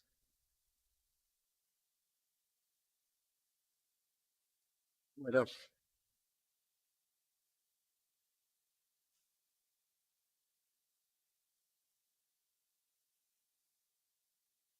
Bring this problem to Rasbihari.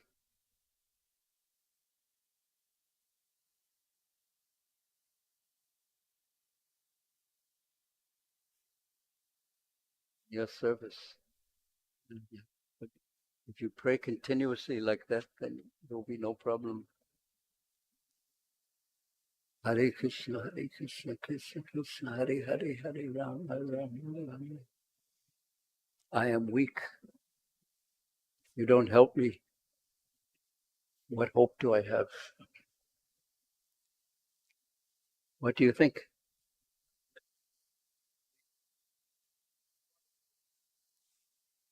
How about right now? Are you aware to pray? Then pray. Whenever you become aware, then you should pray. You're not aware all the time, but now you are. Okay, I'm going to stop. Thank you. Hare Krishna. Hare Krishna, Hare Krishna. Thank you very much. Anyone have any questions or comments? One question over here. Anyone else? There's another one. Another one. Yes, what's your question, Prabhu?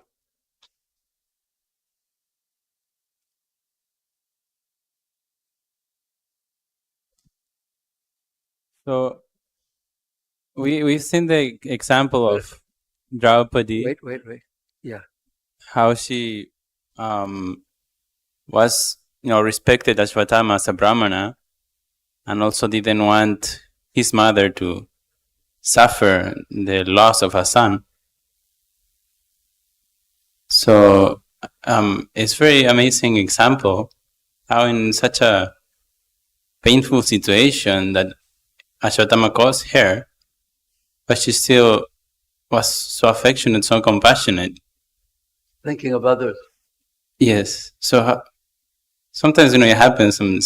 In comparison, we may face problems which are much smaller than that, but still, not able to have that compassion nature. So how to develop that consciousness? You know what I'm going to say.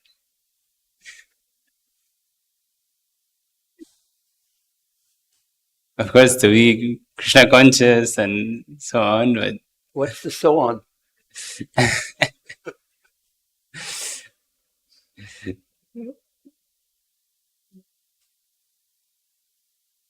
I'll serve those devotees who have those qualities. And Hare Krishna.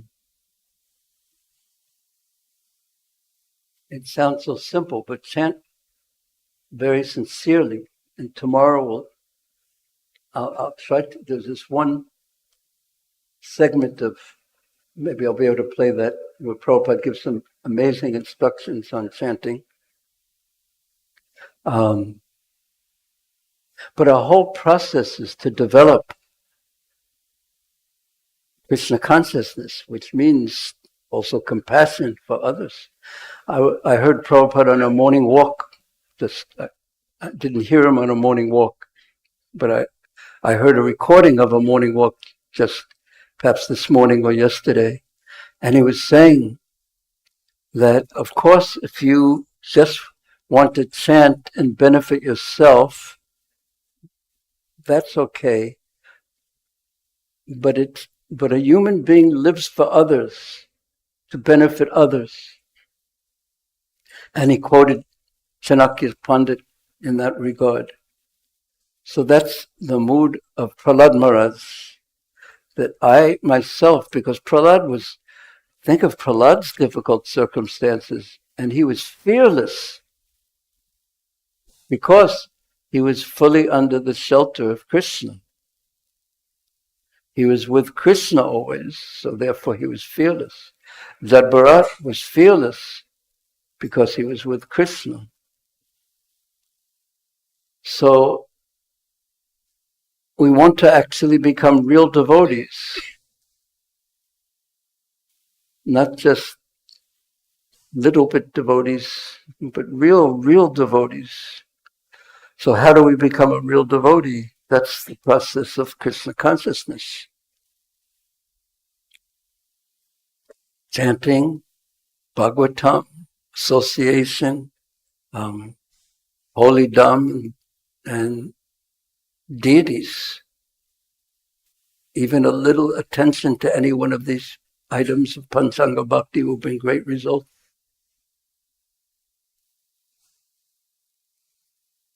Anyone else have any advice for him? No, wait, not a question, but advice.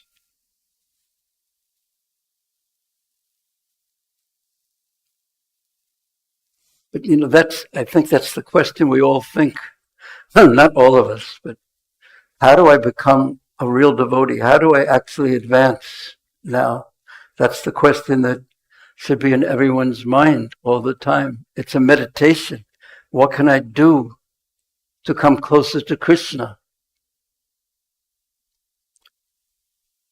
Do you have an answer to that question when I ask you? Because I also want to know. There's a quotation that I've recently heard from Srila Bhaktisiddhanta Saraswati Thakur,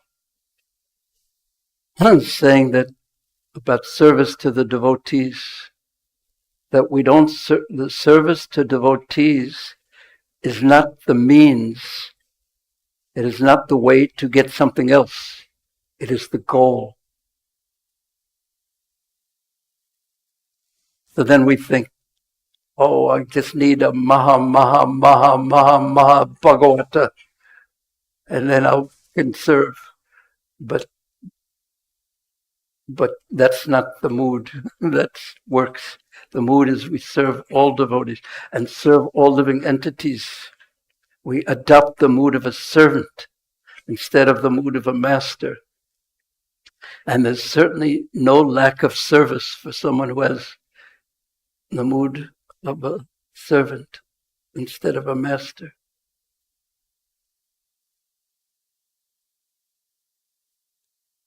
What do you think?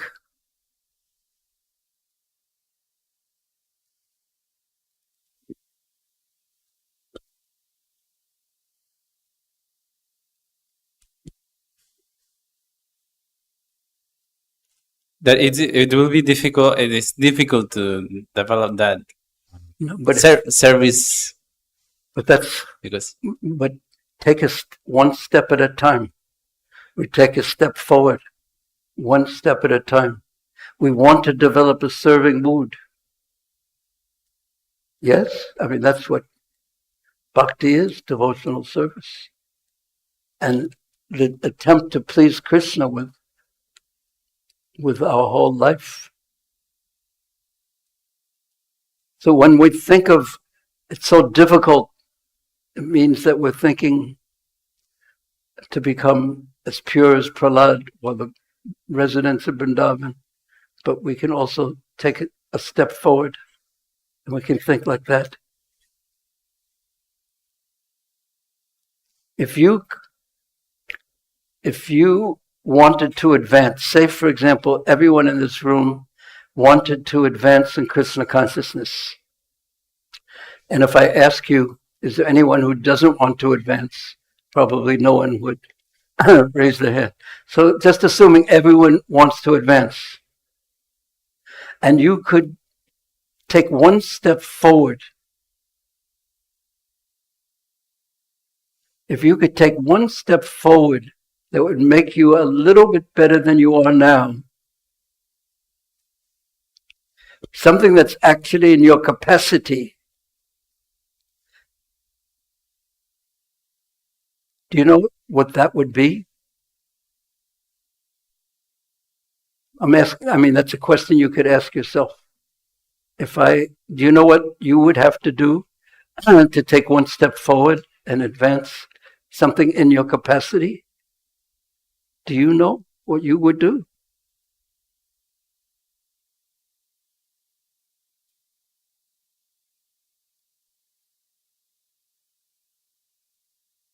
Well, you should think about it and see if there's anything you can do. And then, you know what you should do? You should do it. Something in your capacity. If you don't know, you ask Krishna to help you or some other devotee who knows you well. But I think you know, I would guess. so I do try to put myself as a servant and try to act as a servant, but ultimately in the heart, what is what shows? I mean, yes, I do try to serve devotees. What I just said was to advance, to improve. Think about one step forward, one thing that's in your capacity that you could actually do to improve.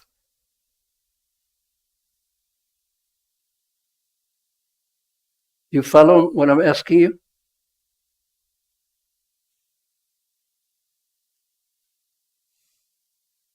I know what I should do. You know what you should do? Do you know what you should do? No, you don't have to tell me.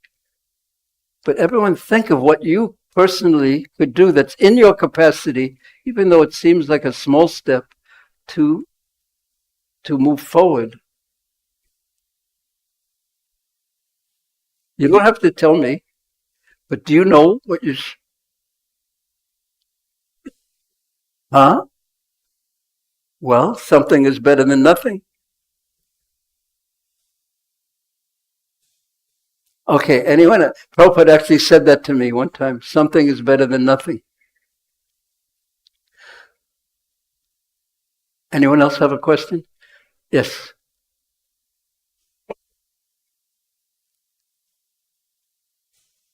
How old are you? 28.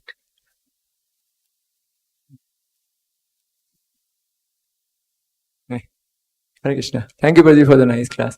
Prabhuji, we discuss about taking shelter of Krishna. Hare Krishna. Hare Krishna.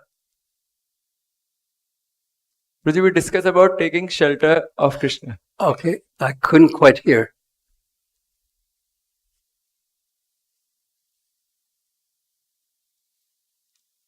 Hare Krishna. Hare Krishna, that I heard. Prabhuji, we discuss about taking shelter of Krishna. Yes. So, can you please explain how we can take shelter of Krishna? Well, there's been so much explanation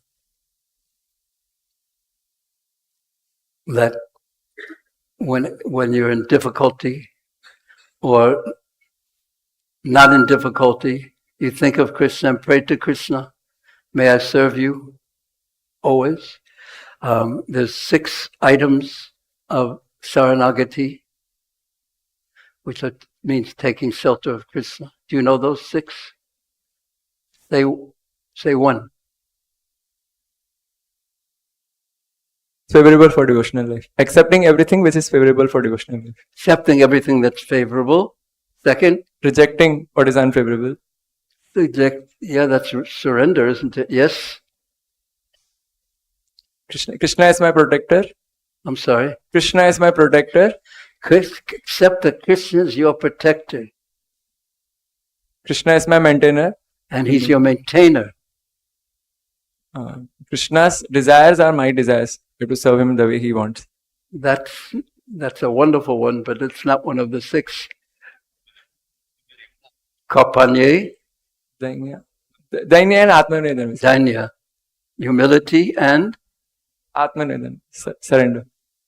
Yeah. Oh, that's the one you said.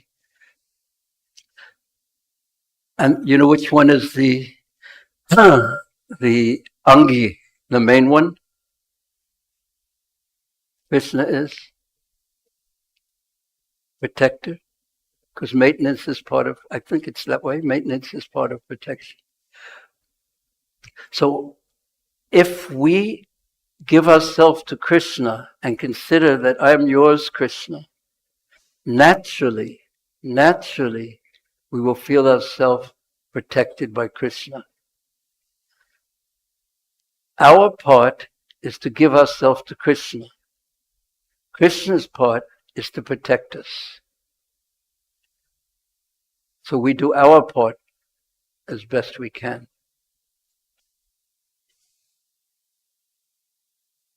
So do you personally, at this point in your life, you don't have to say what it is, know what steps you have to take forward to increase your surrender? Yes? Okay, you're very fortunate. Thank you. Any other questions? Yes, and then Mataji. Hare Krishna, Prabhuji. So I have a question regarding Arjuna's behavior. So I want to compare 2 situations wherein Arjuna acted really differently and I'm not understanding why he did that. So at a different time. Yeah. Should I wait till you ask the question before I answer it? Yeah. Okay. Thanks. So first time, before the battle of Kurukshetra, Krishna tells kill and Arjuna accepts and he kills. But in the case of Ashwatthama, wherein Arjuna has given words to Draupadi that he wants to kill, he and at that time Ashwatthama releases a Brahmastra, causes some difficulty, and then Krishna protects. And then Krishna tells him that now you have captured him, kill him. Arjuna says no. It's a little hard for me to understand everything. But you're talking about why Arjuna didn't just surrender to Krishna at that time? Yeah. That's the basic question? Yeah. What? It's because Krishna didn't want him to. Because he wanted to set up this impossible situation and then solve it for Arjuna.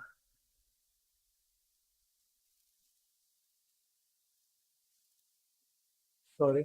No, my question is this only. Excuse me?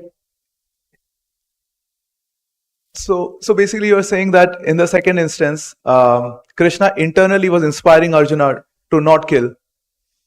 To kill and not kill. And he told him internally, he gave him a hint. And he told him with the hint that you have to do both. And then he inspired him to know exactly what to do. All right. But I also find it's an interesting point, an interesting question, that with Arjuna, before that, he told Arjuna what to do. And then with the second time when Ashwatthama, he just did it himself. That means he could have just gone like this and there wouldn't, even that first time, and the Brahmastra wouldn't cause any trouble, but he didn't. So why? Because Krishna does what he wants to do. He had his reasons. I can think of some reasons. Arjuna was a Kshatriya. He wanted to make sure that Arjuna he had promised Draupadi. But the ultimate reason is Krishna's Swatantra. He's transcendental autocrat. He's the Supreme Lord. He does as he wants. But everything he does is perfect. And it increases rasa. Hare Krishna. Hare Krishna. Mataji. Oh, I saw it. Then yourself, and then we'll end. You'll be the next, final. Hare Krishna. Please accept my humble obeisances, Maharaj. Hare Actually, you have partly misanswered my A question. little bit slower, please. Krishna is Bhaktavatsal and he is a Abhayankar, so he protects the devotees. When Uttara rushed to Krishna to protect her child, she was aware that Draupadi's sons were killed, 5 sons were killed. Wait, say it. Protected her child. Krishna is a protector. But apparently Draupadi's sons were not, their body was not protected, they had died.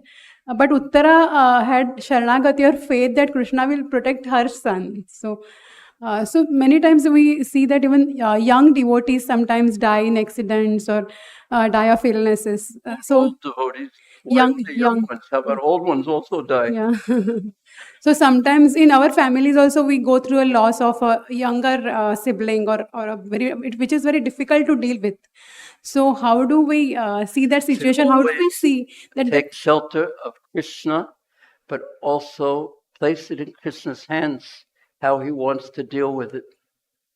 We can't order him. Sometimes Prabhupada would say, he's not your father's servant.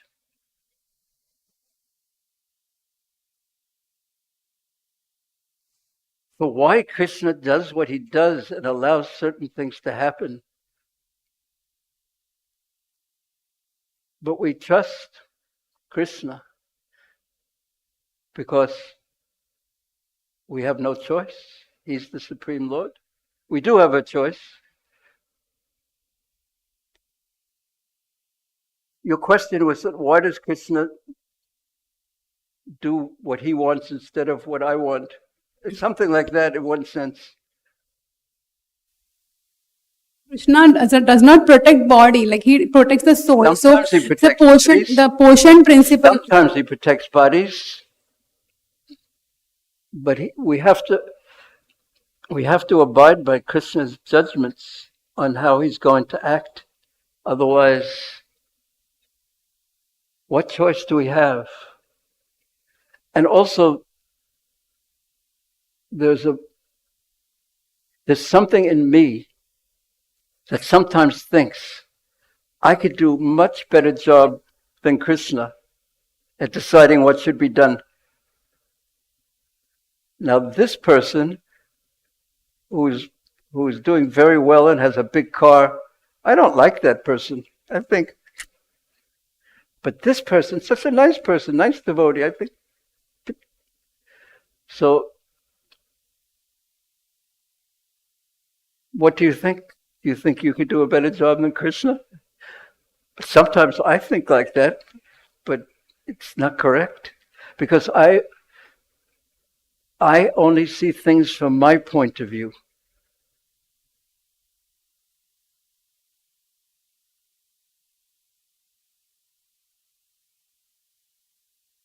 What's going on?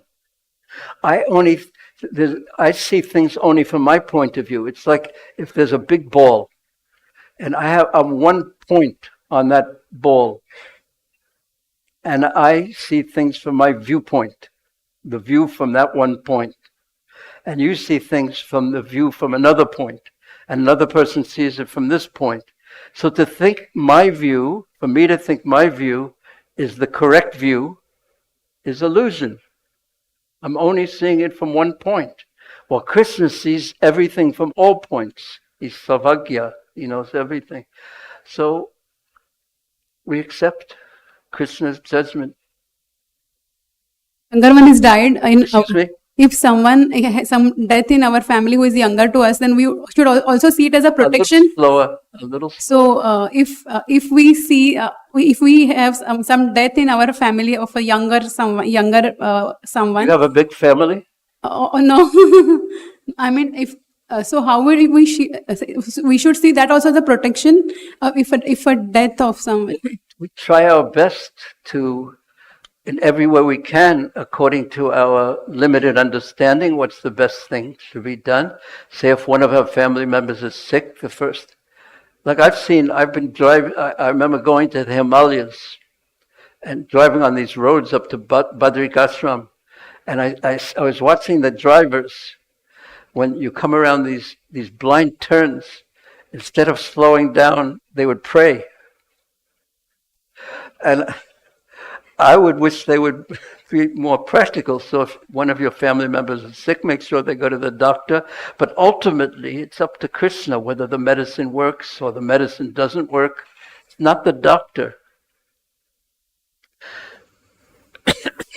It's up to Krishna. Every doctor, are there any doctors in the room? There's Bhagavad-gita, Dr. Bhagavad-gita. It's not the doctor that cures the patients. I once asked a nurse who worked in a big hospital, what's the most difficult part of her job? And I thought she was going to say all the blood that you have to see and everything. But she said the most difficult part of my job is to convince people who come into the hospital that I cannot cure them. I can try my best, but I can't cure them. That's what she answered. That was the most difficult part of her job.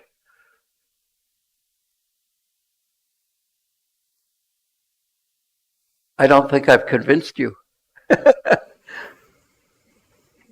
I try my best. Thanks a lot. Thank you. Hare Krishna. Yes, Prabhu. Last question.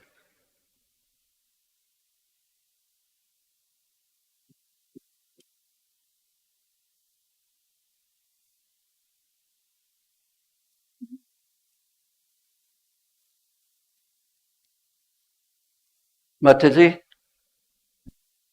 Sorry, but I promised him. I already. also wanted to ask.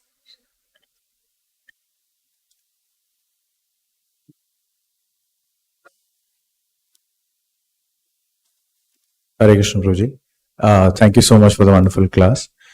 My question is, Arjuna, when he was on the battlefield of Kurukshetra, he surrendered to Krishna, although he was feeling compassionate, but then he heard the Bhagavad-gita, he understood, and he agreed to kill. In the second instance, where he's already going with a intention to kill Ashwatthama, and there Krishna is also asking him to kill, but he does not kill, and he is relying on his own feeling or intelligence or whatever you may call. So, what is the lesson for us in that? Like, how do we identify this? Is this Krishna inspiring us? Look at the two instances as to teach us two different lessons. One lesson in the first case was that, as Krishna said, Nimitta karam bhavyasavachin. These people are already killed. I want you to be my instrument. You should surrender. And then at the end of the Bhagavad-gita, Krishna says that you're going to have to fight anyway. It's your nature.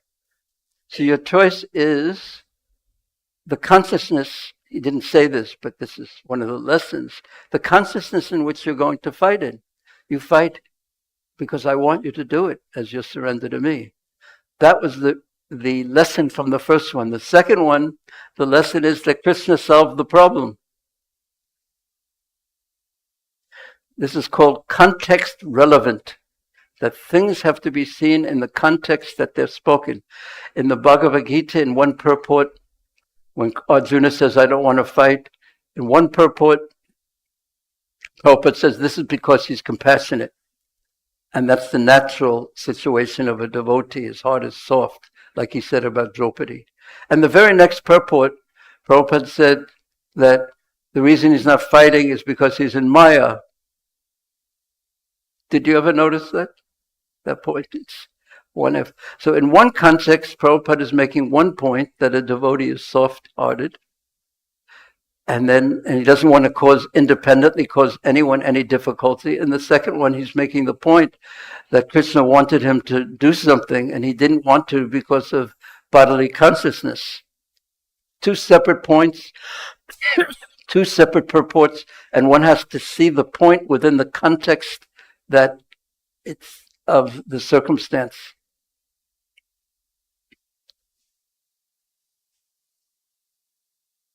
Do we understand that, I can use my intelligence or maybe step back, although, it's an instruction from the Guru also, right? Krishna is in the position of the spiritual master of Arjuna. That if you don't know what to do, if you're not sure, you ask a trusted senior how you should act. You should decide, you should understand what you think is the best, but then to get it confirmed, you ask. This is what Mahaprabhu told Sanatana Goswami. He said, you already know the answer to your questions, but it's the nature of a sadhu to ask just to confirm, just to make sure. And then one other question is that, what do you do if there's no one around to ask? You have to make a decision. You try your best, use your intelligence, you pray, and then you pray to Krishna, this is the best I can do right now. If you want me to do something else, then just let me know. I'm more attached to pleasing you than to my own idea. But then you have to act, try your best, and depend on Krishna. Try your best. What do you think?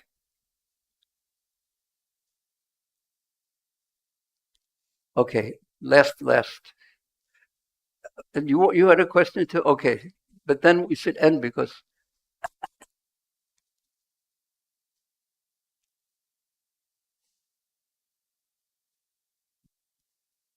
Hare Krishna. Thank you so much, Prabhuji, for the nice class. And I have a question. Before that, I want to comment. First you want to comment before you question.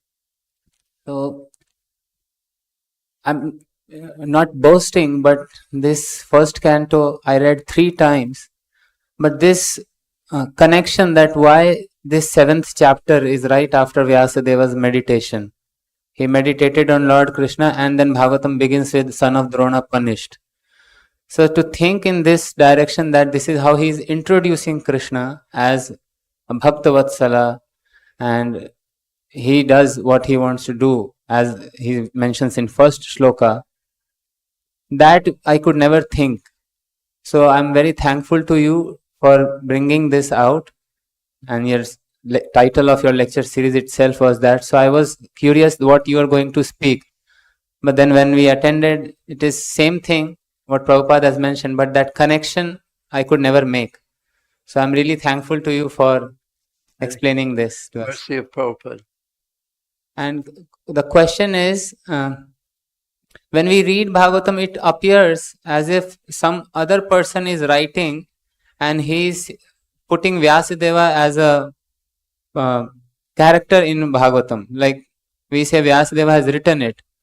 But then as the sequence goes from first verse onwards and then Ekadatu Munaya like that, and then Vyasadeva is shown as sitting at the bank of river Saraswati, and then Narad comes. It appears as if a third person is seeing all this and he is writing this. So how do we understand that this is written by, entire thing is written by Srila Vyasadeva? This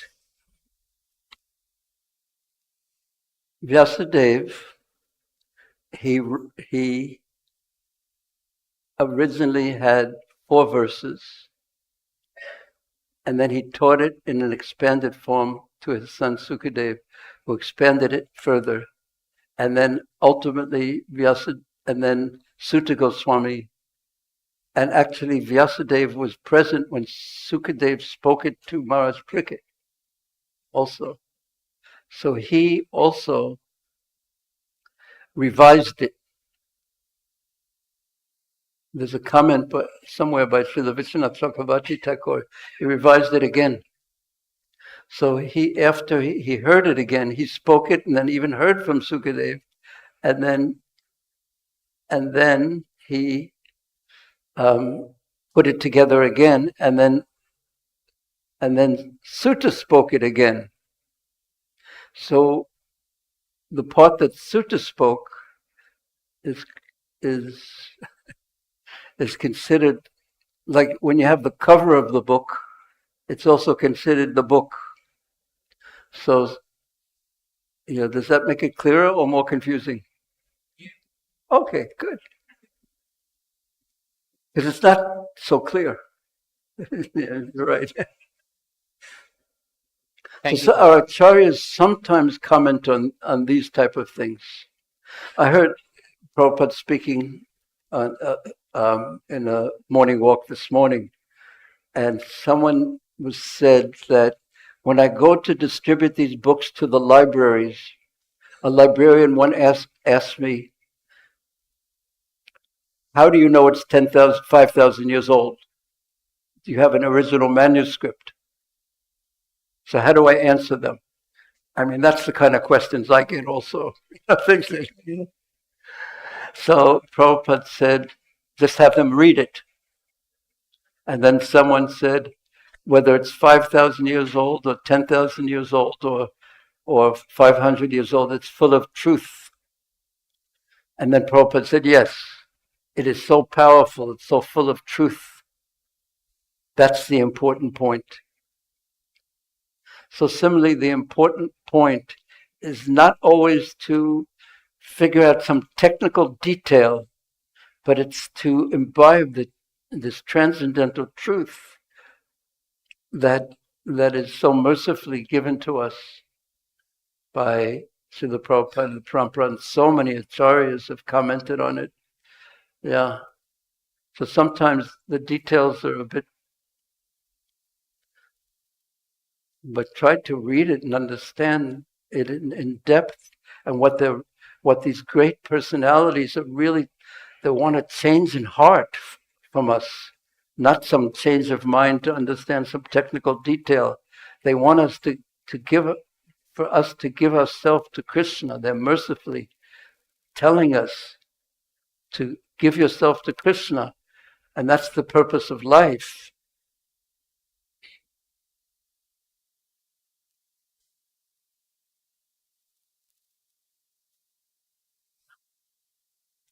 Yes.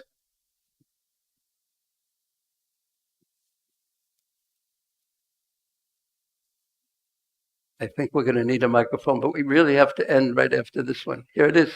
Yes. Hare Krishna, Prabhuji.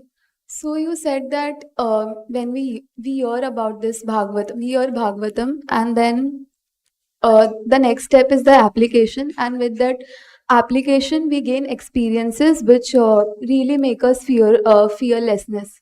So Prabhuji, before experiences do facilitate fearlessness, and I have experienced when I've gone out of my way to do something to move forward in my practice of spiritual life. But there are so many things to do the application of that what we hear, before to just apply that teaching. I have lot of fears, so how do I overcome that fear? I'm not sure I understood your question, but I'm going to try and answer it. But maybe I won't get the right question, so my answer will be the wrong answer. But we'll find out. There's so many things, and you're not sure which ones to apply. Was that it? Excuse me? Okay. Is there anything in Krishna consciousness that you're told to apply that you're not afraid of doing?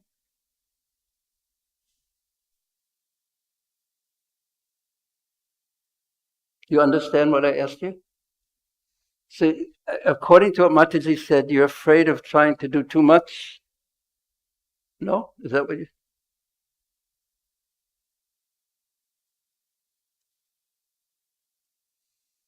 So, but, yeah.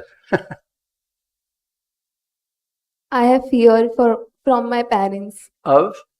From my parents. Of what? Parents. I still can't understand. You're afraid of your parents? Okay. Sometimes people ask a general question, but they have something very specific in their mind.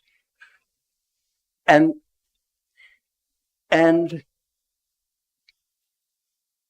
you should probably ask that question to someone who knows you and understands your circumstance and who you are, and maybe they can help you deal with the particular issue of parents that are not so interested in you and your spiritual life. I mean, there's a lot of devotees who have gone through that. So I'm probably not the best one to ask that question to. Like if you asked what would your great-grandparents think about it, maybe I'd be better for that one, that question. But you understand my answer? I said you should... understood what you said right now, but I feel that fear is in me only. My parents are not an obstacle, but I fear them a lot. You should talk to someone who understands you and your situation very well, who you trust, and you should have that discussion with them. Well, I'm not going to be able to help you more than that right now. Why don't you speak to her? Well, you can speak to her, but you shouldn't speak to her. With all due respect. There's so many senior Matajis here who can help you with that.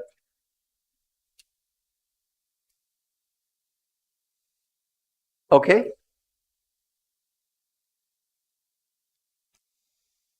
Hare Krishna. Thank you all very much. Srila Prabhupada ki jai, Srimad Bhagavatam ki jai, Srila Prabhupada Bhaktivinda ki jai, SriSriRadhaRasbihariTemple ki jai. Hare Krishna, Hare Krishna. Gonatai ki jai. And Sitaram Lakshman. Hare Krishna. Hare Krishna. What? Wait, yes.